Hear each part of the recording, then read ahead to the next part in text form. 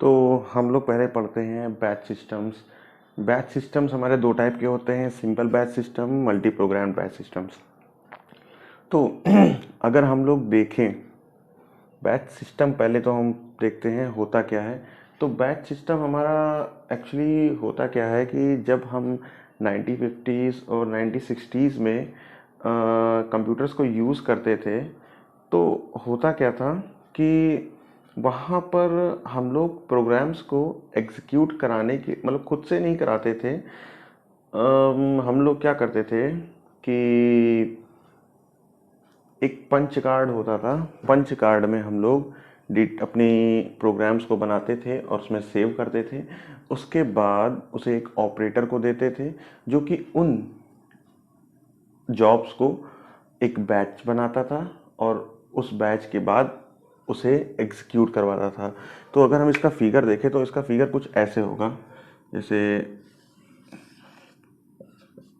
Job 1, job 2, job 3, job 4। तो हमने क्या किया कि इन सारी जॉब्स को ऑपरेटर को दे दिया।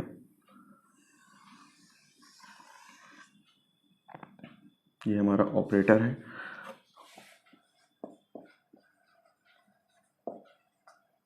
तो ये क्या करता था, इन जॉब्स का बैच बनाया हुआ है। तो मान लीजिए जॉब 1 और जॉब 2 का बैच बनाया, बैच 1, और जॉब 3 और जॉब 4 का बनाया बैच 2। और इसको हमारा सीपीयू को दे देता था ताकि ये इसको एग्जीक्यूट कराए। ठीक है। तो हमारी अगर देखा जाए तो बैच की जो डिफिनीशन है जो सिंपल और मल्टी प्रोग्रामिंग में, तो ये लगभग सेम बैठती है, लेकिन बस इसमें हल्का सा अंतर है। सिंपल में क्या होता है कि अगर हमारा ऑपरेटिंग सिस्टम किसी जॉब को कर रहा है तो वो उसके आगे वाली जॉब्स मतलब कि आगे वाली प्रोसेस को वो एग्जीक्यूट नहीं करेगा जब तक कि उसकी पहले वाली जॉब नहीं होती है। तो मतलब कि एक टाइम में एक ही कर सकता है। बट मल्टी प्रोग्राम में क्या होगा कि वो एक साथ कई जॉब्स को एग्जीक्यूट कर सकता है। ठीक है। वो हमारा आइडल नहीं रहेगा कि पता चला कि एक ही प्रोसेस पे अटका हुआ है, नहीं, वो आगे चल के हमारा कई सारी प्रोसेस को एक साथ एग्जीक्यूट कर सकता है। तो चलिए अब हम लोग आगे बढ़ते हैं। तो टाइम शेयरिंग को हम लोग मल्टीटास्किंग भी बोल सकते हैं, क्योंकि यहाँ पर हम लोग हर एक प्रोग्राम या प्रोसेस को एक अलग अलग टाइम मतलब एक फिक्स टाइम दे दिया जाता है ताकि वो जॉब को एग्जीक्यूट कर सकें। और इसमें क्या होता है कि इसमें कई सारे यूज़र एक साथ काम कर सकते हैं। जैसे कोई एक यूज़र प्रेजेंटेशन बना रहा है, कोई एक यूज़र वीएलसी मीडिया प्लेयर पर काम कर रहा है, कोई कैनवा यूज़ कर रहा है, कोई अलग वेबसाइट्स चला रहा है, या फिर कोई एडिटिंग टूल्स का यूज़ कर रहा है। तो हम क्या करते हैं, हर प्रोसेस पर हमारा टाइम शेयर हो जाता है, मतलब कि टाइम एलोकेट हो जाता है, एक फिक्स टाइम एलोकेट हो जाता है जिसके थ्रू यूज़र हमारा अपनी जॉब्स को एग्जीक्यूट कर सके और हमारे अपने काम को कर सके। ठीक है। तो ये सिंपल है। चलिए अब आगे बढ़ते हैं। तो हम लोग देखें पर्सनल कंप्यूटर सिस्टम क्या होता है। पर्सनल कंप्यूटर सिस्टम जैसे कि हमारे पास पहले तो एग्जांपल देखें, लैपटॉप, मोबाइल फ़ोन, टैबलेट और आईपैड। तो हम अगर देखें तो ये पर्सनल कंप्यूटर्स हमारे हैं क्या। तो पर्सनल कंप्यूटर हमारे वो होते हैं जो पर्सनल यूज़ के लिए यूज़ होते हैं। जैसे कि आपको पर्सनली कोई काम करना है लैपटॉप पे तो आप अकेले कर सकते हैं, मतलब सिंगल यूज़र एक तरीके से काम कर सकते हैं। मोबाइल फ़ोन, अपना मोबाइल फ़ोन में आप अकेले काम कर सकते हैं, अपने सारे टास्क को कंप्लीट कर सकते हैं। टैबलेट, आईपैड, इस तरीके के होते हैं हमारे पर्सनल कंप्यूटर। तो मेनली अगर हम क्या कहें पर्सनल कंप्यूटर, अगर हम थ्योरी कुछ अपने हिसाब से लिखना चाहे तो कंप्यूटर जो पर्सनल कंप्यूटर होता है एक छोटा सा सस्ता सा कंप्यूटर होता है जिसमें हम अपने पर्सनल कामों को कर सकते हैं। अगर दूसरे शब्दों में कहें तो पर्सनल कंप्यूटर एक ऐसा कंप्यूटर है जिसका घरों में इस्तेमाल होता है या ऑफिस में होता है। शॉर्ट फॉर्म में इसको पीसी भी बोलते हैं। पर्सनल कंप्यूटर एक माइक्रो कंप्यूटर है जिसमें हम जैसे कि अपने रोज़ के काम, वीडियो देखना, गाने सुनना या फिर गेम खेलना और चीज़ें कर सकते हैं। और अगर देखा जाए तो इसका साइज़ काफ़ी कम होता है, ठीक है, और कंप्यूटर्स के मुकाबले, ठीक है। तो जैसे कि desktop, laptop, tablet, smartphone, iPad, ये सब आपके पर्सनल कंप्यूटर में आते हैं। अगर इसमें हम कहें इसमें और क्या क्या होता है, इसमें कीबोर्ड, माउस, प्रिंटर, मॉनिटर आदि चीज़ों का यूज़ होता है। तो जो हमारा पहला पर्सनल कंप्यूटर है वो आईबीएम ने 1981 में, ठीक है, आईबीएम ने 1981 में बनाया था, जिसने मार्केट में काफ़ी लोकप्रियता हासिल कर ली थी। तो अगर हम कहें फर्स्ट पर्सनल कंप्यूटर, तो फर्स्ट पीसी आईबीएम ने 1981 में हमारा बनाया था और इसने काफ़ी लोकप्रियता मार्केट में ली थी, ठीक है। चलिए अब हम लोग आगे बढ़ते हैं थोड़ा। तो अगला हमारा सिस्टम है पैरेलल कंप्यूटर सिस्टम, जिसको हम पैरेलल प्रोसेसिंग भी कहते हैं। मैं बार बार बोर्ड पर नहीं आ सकता क्योंकि मुझे वीडियो खुद से शूट करना पड़ रहा है, मैं अकेले ही शूट कर रहा हूँ, ठीक है। तो हम लोग टॉपिक पे आते हैं। पैरेलल कंप्यूटिंग को पैरेलल प्रोसेसिंग भी कहा जाता है। पैरेलल कंप्यूटिंग एक ऐसी कंप्यूटिंग है, जैसे कि आप फिगर में देख रहे हैं, बहुत सारे प्रोसेसर हैं जिसमें मेमोरी को शेयर किया गया है। तो मतलब कि यहाँ पर हम लोग बहुत सारे प्रोसेसर्स का यूज़ करते हैं, मेनली ये कह सकते हैं। दूसरे शब्दों में कहें तो पैरेलल कंप्यूटर एक ऐसी कंप्यूटिंग है जिसमें दो या दो से अधिक प्रोसेसर या ज़्यादा प्रोसेसर का यूज़ कर सकते हैं प्रॉब्लम को सॉल्व करने के लिए। पैरेलल कंप्यूटिंग में जो काम होता है उसे प्रोसेसरों के बीच में डिवाइड कर दिया जाता है, मतलब ऑपरेशंस को या प्रॉब्लम्स को सब प्रॉब्लम्स में डिवाइड कर दिया जाता है, या फिर हम कहें मॉड्यूल्स में बांट देते हैं छोटे छोटे, ठीक है। उसके बाद हम लोग उस सब प्रॉब्लम्स को एक मतलब एक साथ करके हम लोग सॉल्व कर सकते हैं, ठीक है। तो देखा जाए तो पैरेलल कंप्यूटर सिस्टम काफ़ी इफ़ेक्टिव सिस्टम है जिसमें हम लोग काफ़ी सारे काम एक साथ कर सकते हैं। तो एज एग्ज़ाम्पल में चलिए हम कुछ लेते हैं।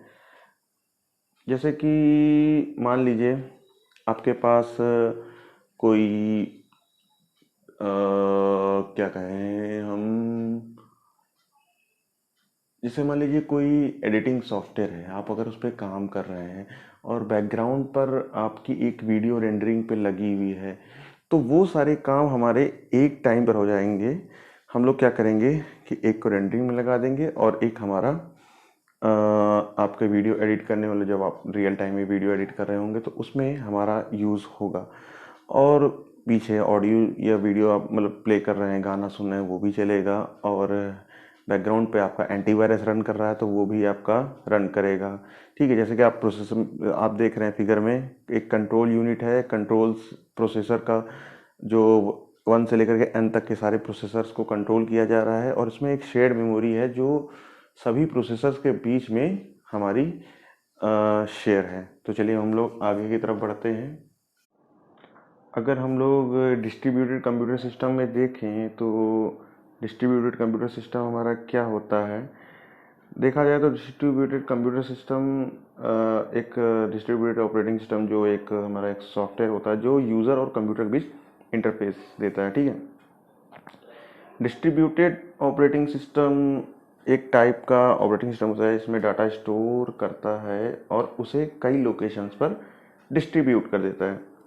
डिस्ट्रीब्यूट ऑपरेटिंग सिस्टम एक प्रोग्राम जिसमें आप एक ही कम्युनिकेशन चैनल के माध्यम से आप कई कंप्यूटर आपस से जुड़े होते हैं। मतलब कि आप क्या कह सकते हैं कि कई कंप्यूटर्स आपस में जुड़े हुए हैं और वो अपने साथ क्या कहते हैं, नॉलेज का साझा कर रहे हैं या डाटा का साझा कर रहे हैं, इंफॉर्मेशन इधर से उधर कर रहे हैं, ठीक है, तो आप ये कह सकते हैं, ठीक है। और इसमें और क्या कह सकते हैं, इसमें ये हमारे लगभग 5 टाइप के होते हैं, ठीक है, जो आपके सामने लिखे हुए हैं। तो पहला है क्लाइंट सर्वर सिस्टम, दूसरा है पीयर टू पीयर, तीसरा है मिडिल वेयर, चौथा 3 टीयर और पांचवा है एन टीयर। तो हम जल्दी जल्दी इसको देख लेते हैं, ठीक है।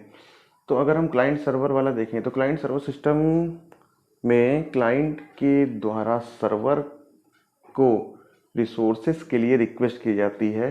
इसके बाद सर्वर क्लाइंट को रिसोर्सेस देता है, ठीक है। तो मतलब कि क्या कहना है इसमें, क्लाइंट के द्वारा सर्वर को रिक्वेस्ट दी जाती है, ठीक है। क्लाइंट ने सर्वर को रिक्वेस्ट दी और रिक्वेस्ट जैसे मान लो कि उसने कुछ रिसोर्सेज की डिमांड की, तो उसको कुछ रिसोर्सेज मिलता है, ठीक है। एक क्लाइंट एक टाइम में केवल एक ही सर्वर के साथ कांटेक्ट रख पाता है, जबकि एक सर्वर कई क्लाइंट के साथ संपर्क रखता है। जैसे कि मान लीजिए आप कोई वेबसाइट यूज़ कर रहे हैं, आपको CSM का रिजल्ट देखना है, तो आप उस वेबसाइट को एक्सेस कर सकते हैं, लेकिन आप उस टाइम पर एक अकेले ही उस वेबसाइट को एक्सेस कर सकते हैं, जबकि आपको उस वो वेबसाइट उस टाइम पर मल्टीपल लोगों को डाटा सर्व कर सकता है, ठीक है। तो अब आगे बढ़ते हैं, क्या है peer to peer. Peer to peer एक तरीके से समझिए कि ये लैन वायर से रिलेटेड है। हम लोग लैन वायर से जब डाटा ट्रांसफ़र करते हैं तो एक लैन वायर यूज़ मतलब कि कंप्यूटर से एक वायर कनेक्ट करते हैं, या फिर हम लोग वाईफाई हॉटस्पॉट के थ्रू भी बना करके पीयर टू पीयर कनेक्शन को बना सकते हैं, जिससे हम बहुत सारी फाइल्स को शेयर कर सकते हैं। जैसे आपने वो ने यूज़ किया होगा शेयरिट का, तो उसमें क्या होता था कि हम लोग वाईफाई हॉटस्पॉट के थ्रू दूसरे मोबाइल से कनेक्ट हो जाते थे और रियल टाइम में हम लोग डाटा को भेजते थे। जैसे कई मूवीज़ होती थी, हम लोग उन सबको भेजते थे, ठीक है। अब आगे चलते हैं, हमारा मिडिल वेयर। मिडिल वेयर क्या है? मिडिल वेयर ऑपरेटिंग सिस्टम कि मतलब ये समझिए कि ऑपरेटिंग सिस्टम के बीच की एक लेयर होती है, जिसका इस्तेमाल डाटा को ट्रांसफ़र करने के लिए किया जाता है। इस सॉफ्टवेयर का जो यूज़ है डिस्ट्रीब्यूटेड ऑपरेटिंग सिस्टम में किया जाता है वैसे, ठीक है, जिससे हम सॉफ्टवेयर को डेवलप करने की जो एक क्या कहते हैं डेवलप करने की प्रक्रिया होती है, उसको हम लोग कर सकें। 3 टीयर आर्किटेक्चर पे चलते हैं, या ये एक क्लाइंट सर्वर आर्किटेक्चर है। इसमें 3 टीयर होते हैं, पहला प्रेजेंटेशन, दूसरा एप्लीकेशन और तीसरा डाटाबेस टीयर होता है, ठीक। इस वजह से हम लोग इसे 3 टीयर आर्किटेक्चर कहते हैं, ठीक है। तो हम लोग क्या क्या बताएंगे, पहला होता है प्रेजेंटेशन, दूसरा होता है एप्लीकेशन और तीसरा होता है डाटाबेस टीयर। एन टीयर में आते हैं। एन टीयर में क्या होता है, इसमें इस्तेमाल की गई जो एप्लीकेशन होती है उसको लॉजिकल और फिजिकल लेयर्स में या टीयर्स में डिवाइड करते हैं, ठीक है। तो ये हमारा डिस्ट्रीब्यूटेड ऑपरेटिंग सिस्टम हो गया। तो अब हम आगे बढ़ते हैं रियल टाइम ऑपरेटिंग सिस्टम में।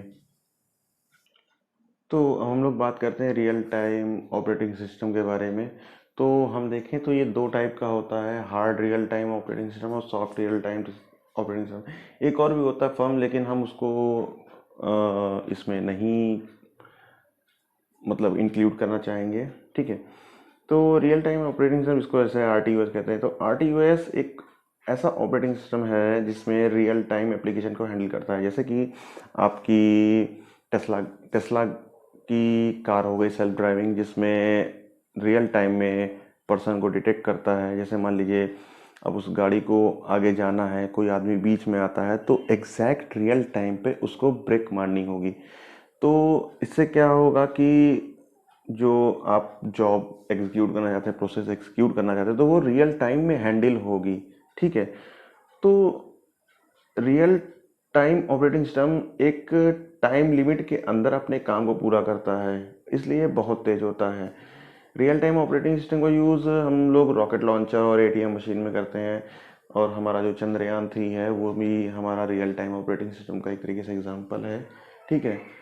तो ये हमारे दो टाइप के होते हैं, एक हार्ड रियल टाइम और एक सॉफ्टवेयर। हार्ड रियल टाइम में क्या होता है, तो अगर हम लोग देखें तो हार्ड रियल टाइम सारे इम्पोर्टेंट कामों को एक टाइम के अंदर पूरा करता है। अगर किसी वजह से टाइम के अंदर काम पूरा नहीं हो पाया तो काफ़ी कुछ डैमेज हो सकता है।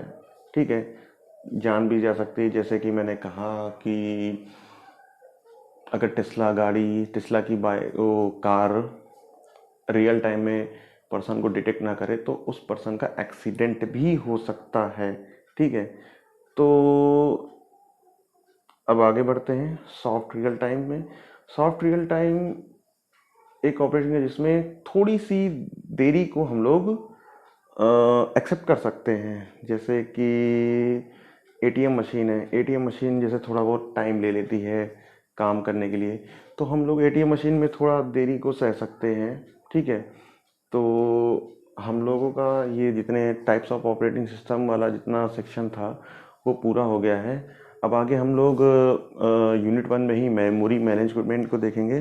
तो आज के लिए हम लोग बस इतना रखते हैं। नेक्स्ट टाइम पर हम लोग और भी चीज़ें को कवर करेंगे। तब तक के लिए बाय। और अच्छा लगे वीडियो तो शेयर कर देना, लाइक भी कर देना भाई।